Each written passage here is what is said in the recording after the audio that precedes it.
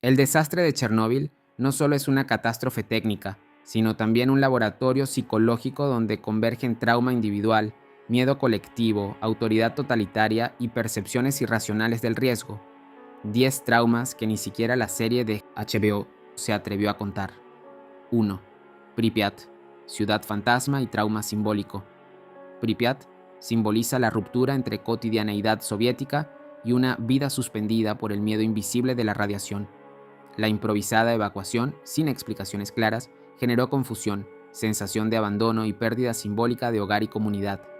Psicológicamente, la ciudad se convierte en un fantasma colectivo, un lugar donde se representan de forma concreta el trauma, la culpa y la nostalgia por un pasado que ya no puede ser recuperado. 2. Turismo extremo a día de hoy. Morbo, control y fascinación con la muerte. Decenas de youtubers, influencers y turistas de todo el mundo llegan a Pripyat semana a semana. Todos los 26 de abril, los paquetes de turismo se agotan y hay quienes entran clandestinamente sin ningún tipo de seguridad. Todo este incremento de visitas revela un patrón de curiosidad morbosa y la búsqueda de control sobre lo que fue traumático. Tan solo en el año 2025 se registró un aumento de hasta 15.000 visitas semestrales.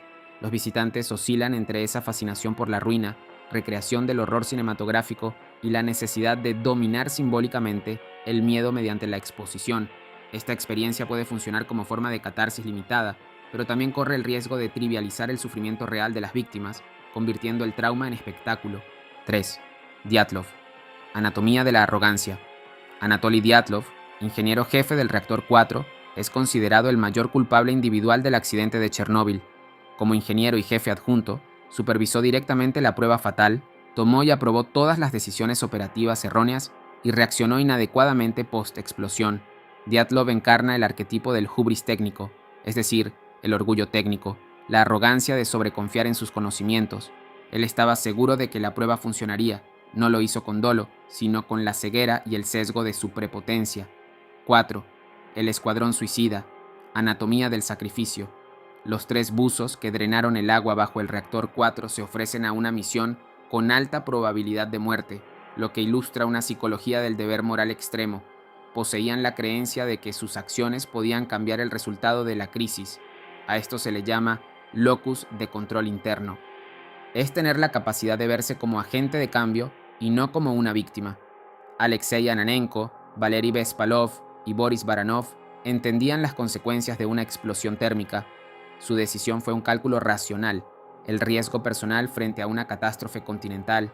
Esto se clasifica como comportamiento prosocial de alto impacto. 5. Los ancianos, apego al territorio y resistencia identitaria. Muchos ancianos decidieron quedarse en contra del gobierno. Para ellos, reiniciar fuera de Pripyat no era una opción. Aceptaron el riesgo, aceptaron la muerte, y muchos de ellos lograron sobrevivir sin mayor problema, mostrando una psicología del apego profundo al lugar y a la memoria. Muchos adultos que huyeron de la ciudad hoy en día han decidido regresar a la zona de exclusión, y cada vez son más los que se arriesgan a repoblar Chernóbil. 6. Bomberos y biorobots. Anatomía del cuerpo como máquina. Tras el fallo de la tecnología alemana y japonesa en los techos del reactor 4, donde los circuitos de los robots se derretían debido a la intensa radiación, la Unión Soviética recurrió al único recurso capaz de operar en ese entorno, el ser humano. Los llamaron biorobots. Son todos aquellos bomberos liquidadores que enfrentaron ese techo mortal. Los hombres solo podían estar en el techo entre 45 y 90 segundos, salir al sonido de una campana, recoger una palada de grafito altamente radiactivo, lanzarla al vacío del reactor expuesto y regresar corriendo. Alrededor de 3.828 hombres que dieron su vida para construir el primer sarcófago. 7. Anatomía de la sexualidad radiactiva. Tras el accidente, el sexo en los sobrevivientes se limita al terror, el miedo al cuerpo, a la culpa, al deseo reprimido y a relaciones marcadas por el trauma. La sexualidad queda atrapada entre la ciencia de la radiación, la desinformación y el terror moral a contaminar al otro o a la descendencia. En los liquidadores biorobots se presentó una baja de inhibición sexual, impotencia, mientras que en las mujeres se presentó un miedo descontrolado en la interacción sexual con aquellos liquidadores.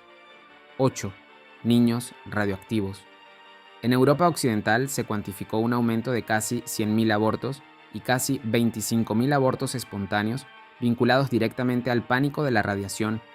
Muchas mujeres decidieron interrumpir embarazos por miedo a tener un bebé contaminado o deformado.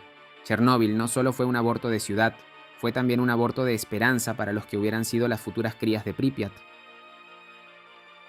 9. Valery Legasov. Anatomía de la culpa. El doctor en química, Legasov fue llevado a Pripyat como líder de la operación. Sus decisiones evitaron que el accidente se extendiera, y fue uno de los pocos en exponer la negligencia del gobierno soviético ante el mundo, lo que le costaría su cargo, aislamiento y su fuerte depresión. Silenciado y sin dinero, exactamente 2 años después del accidente. El 27 de enero, dejando una serie de audios como testimonio, se desvivió en completa soledad y abandono. Lo peor es que ni siquiera tuvo derecho a un servicio fúnebre justo. Su figura, como mártir de una causa, apenas se vio reivindicada por la serie de HBO. 10. Nagashibay Chusupov. Anatomía del olvidado. La historia de Nagashibay Chusupov es uno de los capítulos más dolorosos y psicológicamente complejos de la herencia de Chernóbil. Chusupov fue uno de los liquidadores que trabajó en el reactor 4 y trágicamente se quitó la vida en 2019 tras ver la serie de HBO. Chusupov se quitó la vida lanzándose desde el techo de un edificio de 5 pisos en Aktov. Su hija fue una de las principales voces tras su muerte.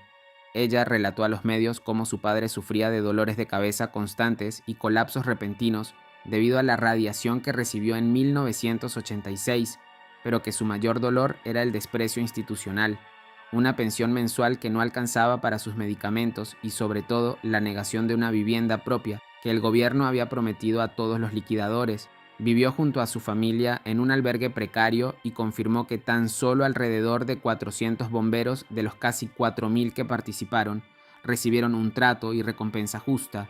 La serie revivió su estrés postraumático y la confirmación de que las heridas del accidente siguen más activas y reales que nunca.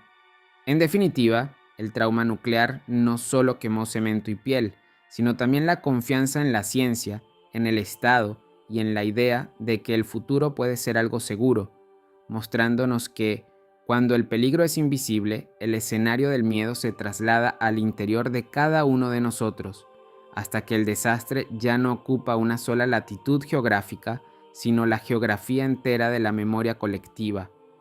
Chernóbil no fue solo una explosión de reactor, sino una fractura profunda en el alma del siglo XX. Hizo visible que el progreso humano puede convertirse en un monstruo invisible, capaz de corromper el cuerpo, la memoria y la capacidad de amar, dejando a su paso generaciones marcadas por la culpa de haber creído en mentiras, en números y en futuros que se derrumbaron como ceniza sobre una tierra que nunca pudo volver a ser inocente. ¿Y tú? ¿Qué opinas? ¿Es Chernóbil el ejemplo de una sociedad que priorizó el ego sobre la vida de las víctimas? Te leo en los comentarios. Hasta la próxima.